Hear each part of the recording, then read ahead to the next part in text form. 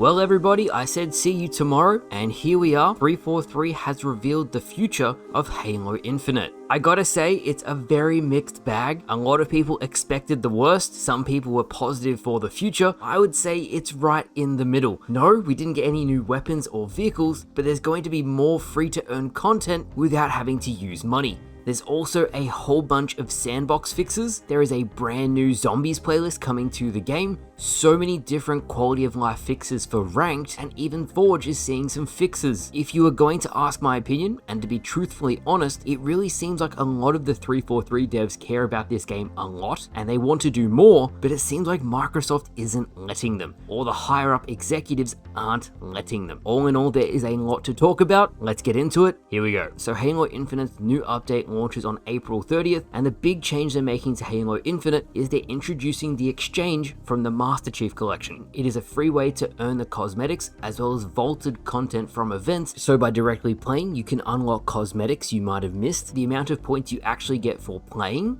is really low. For example, and I'll put the image up on screen here, the brand new armor coating in the exchange is going to cost 30,000 Spartan points. Now if you complete every game for that entire month, that will give you 7,000. Complete every weekly challenge, that will give you 4,000. And then you complete the Operation Pass. All the filler pieces everybody hated in the Battle Pass have been removed and instead have been replaced with Spartan points. You complete the whole Operation Pass, you get 15,000 points. Overall, if you play for the entire month, you can only get 26,000 Spartan points. You can't even unlock that one coating in the store. Now I would be really harsh and I would have a go at 343 here, but they said this is a starting point. They're going to listen to feedback and they're going to optimize and tweak it based on what we say. So this is me giving my feedback. The values need to be changed to respect the player's time that they invest into the game. 343 said as new operations come out, new content will become available, so I'm going to wait and see before I give feedback on that. Now as I was saying, it seems like the teams at 343 are very broken up.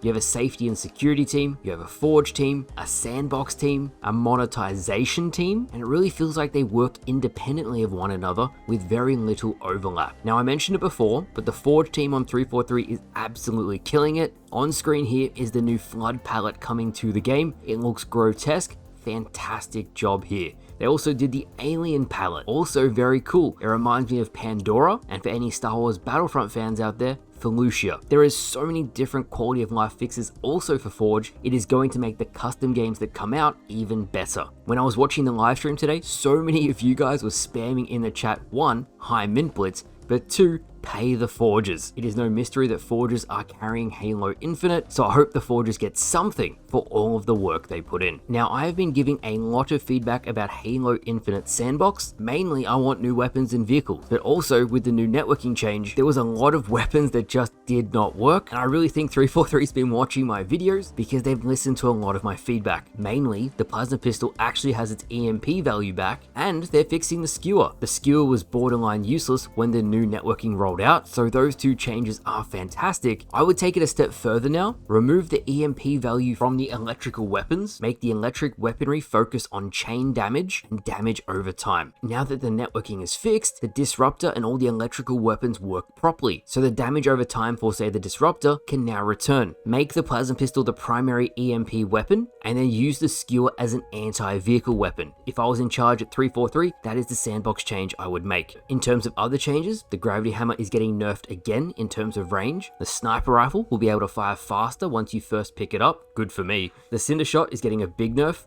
The gravity effect that sucks you into the shot is going, also a slower rate of fire, and something I didn't expect, the sidekick is receiving apparently a very small rate of fire nerf. Again, I'll wait and see before I judge it, but if it makes the assault rifle way too overpowered and the sidekick is kind of terrible, I'll judge it when the update comes out. Now when I mentioned quality of life fixes, 343 is introducing two big ones. I think they should have been in the game when it first came out, but they're coming out now. If you load into a ranked match and it's 3v4, it'll finally just end the game, hooray. And this is great for tournaments. If a game crashes now and they were halfway through the game, they can now use a custom game setting to set the score to what it was and continue the match. The big thing I noticed 343 addressing was they actually brought up cheating, and I haven't seen anyone mention this, but they said the safety and security team at 343 is working overtime to fix the cheating issue. Now the reason why I think they've been very quiet about this is they don't want to tip off the cheaters on what they're actually doing. I guess the proof to see if they're actually doing anything is to see if the cheating matchmaking issue gets better or worse. So we'll give it some time, we'll see what happens. If it's still really bad, I'll cover it in a video. Now in terms of actual content to the game, the Corrosion playlist 24/7 rolled into the game today. I'm doing a dedicated video coming out tomorrow about it. There's a lot to talk about it. The rig from Halo 5 is also in ranked. 343, you need to add that to social playlists. People would love that. BTB Heavies is getting a refresh. And what that means is the BTB maps they added into regular Big Team Battle and Big Team Battle Social will have their heavy variants added to the playlist. No new maps, so don't expect that. Finally, before I give my thoughts, and this is a huge development, the Forge Falcons, who created the new Zombies mode based on Call of Duty, they're getting it added to matchmaking. That's right, the first PvE custom game they created is going to be a Combat Workshop experimental playlist, and it's going to be going live in a couple weeks. Huge congrats to the Forge Falcons, absolute legends. Again, I hope 343 finds some sort of way to compensate you guys, because you are directly contributing content for the entire player base. This means we might see a battle royale in matchmaking. Any sort of cool custom game made by the community might come out to matchmaking in the future. So all in all, there's some good fixes here. More value for the free-to-play players is great. However, I think the values need to be changed so people can actually unlock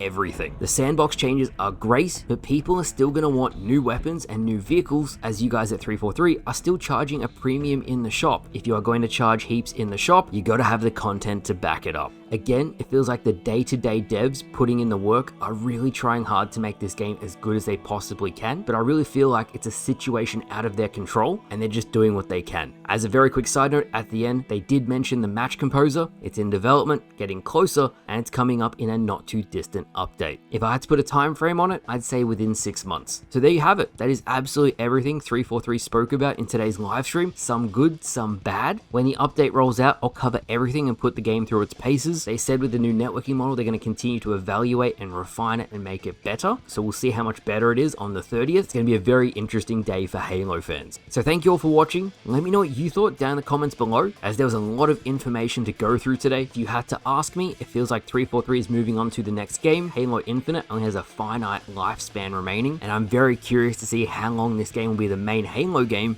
before everyone gets moved on to the next title. So thank you all for watching. Hope you all enjoyed, and I'll see you guys later.